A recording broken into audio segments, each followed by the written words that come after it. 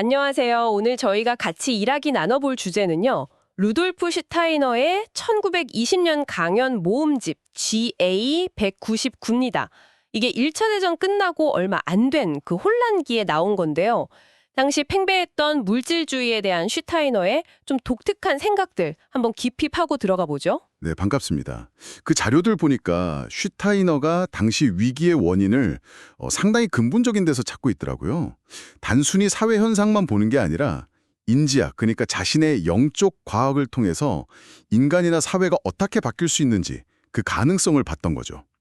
특히 동양, 중부 유럽, 서양 이렇게 지역별 문화 특성을 분석한 거랑 그걸 또 사회 사물론으로 연결하는 부분이 아주 흥미로웠습니다. 맞아요. 그럼 그 동서양 이야기부터 좀 해볼까요? 슈타이너는 동양 사람들이 영적인 삶, 특히 태어나기 전에 영적 세계, 웅게보레나이트라고 하죠. 거기에 대한 어떤 통찰력이 좀 뛰어나다고 본 것 같아요. 네, 그렇죠. 인간이 이 땅에 오기 전에 가진 어떤 영적인 과제 같은 거, 그런 걸 좀 중시하는 경향이 있다고 본 거죠. 반면에 서양은 경제적인 사고방식이나 아니면 죽음 이후의 삶, 운슈테르블리카이트, 불멸성에 대한 관심이 크다고 봤어요. 예를 들어 존 스튜어트 밀의 논리학이나 또 그가 약간 캐리커처처럼 비판했던 크리스천 사이언스 같은 데서 그런 경영을 본 거죠. 아, 그런 식으로요? 네. 그리고 중부 유럽은 그 중간에서 법이나 국가 생활 같은 질서 잡는 역할에 좀 더 특화되어 있다고 분석했고요. 이게 그냥 문화 차이다라고만 보기는 좀 어렵겠네요. 뭔가 인류 전체 문명에 대한 이야기 같아요. 그럼 이런 특징들이 어떻게 건강한 사회로 이어진다고 본 건가요? 적인 생활, 마지막으로 경제 생활. 네네, 그 세 가지요. 이 세 영역이 각자 독립적으로 자기만의 원리를 가지고 돌아가면서도 서로 조화를 이루어야 한다. 그래야 건강한 사회가 된다고 주장했어요. 그래서 동양적인 통찰은 문화 영역에, 서구적인 현실 감각은 경제 영역에, 또 중부 유럽의 질서 의식은 법률 영역에 기여하면서 균형을 맞춰야 한다. 이런 생각이었죠. 상당히 좀 혁신적인 말상이었어요, 당시로서는. 그러네요. 근데 당시 만연했던 물질주의에 대한 비판은 정말 날카롭더라고요. 과학뿐만 아니라 철학, 심지어 신학까지 다 물질주의에 빠져 있다고 봤으니까요.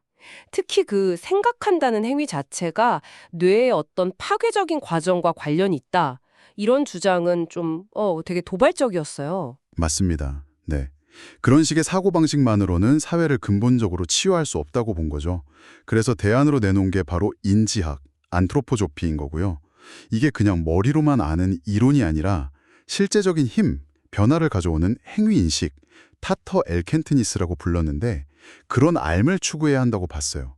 그러려면 감각세계 너머의 영적인 실제를 인식하는 능력을 키워야 한다. 구체적으로는 상상, 영감, 직관, 이런 고차원적인 인식 능력을 개발해야 한다고 강조했죠. 아, 인간을 이해하는 방식도 되게 독특했어요. 그냥 육체가다 아니라 생명력을 가진 에테르체, 감정의 아스트랄체, 그리고 개별적인 나, 자아까지 이렇게 여러 층으로 되어 있다고 보는 거잖아요. 세상을 볼 때도 그냥 참 거짓? 이게 아니라 건강하냐 병들었냐, 건설적이냐 파괴적이냐 이런 관점으로 보는 것도 신선했고요. 네, 그렇죠. 발도르프 교육이 바로 이런 인간 이해를 바탕으로 만들어진 거겠네요, 그럼? 정확합니다. 발도르프 교육의 근간이 바로 이 인지학적 인간관이죠. 그리고 이 모든 이야기의 핵심에는 균형이라는 키워드가 있어요.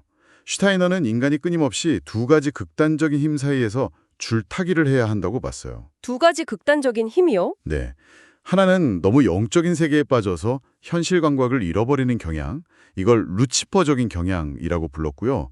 다른 하나는 반대로 너무 물질적이고 차갑고 계산적인 것에만 얽매이는 경향, 이걸 아리만적인 경향이라고 했어요. 아, 루치퍼와 아리만, 그 유명한 개념들이군요. 그렇죠. 우리가 너무 몽상에 빠지거나 아니면 반대로 너무 현실에만 매몰되는 거랑 비슷하다고 생각하시면 좀 이해가 쉬울 거예요. 이 둘 사이에서 균형을 잡는 게 중요하다는 거죠. 그래서 그 건축물 같은 거 구상할 때도 중앙에 그리스도 형상을 두고 양쪽에 루치퍼랑 아리만 형상을 배치했던 거군요. 바로 그겁니다. 인간성이라는 게 바로 그 두 극단 사이에서 의식적으로 균형을 찾아가는 과정이다. 이걸 보여주려고 했던 거죠. 와, 정말 깊네요. 네, 정리해보자면 슈타이너는 1920년대의 위기를 그냥 정치나 경제 문제로만 본 게 아니라 인간 내면 깊숙이 자리 잡은 물질주의적인 세계관의 결과로 진단한 겁니다.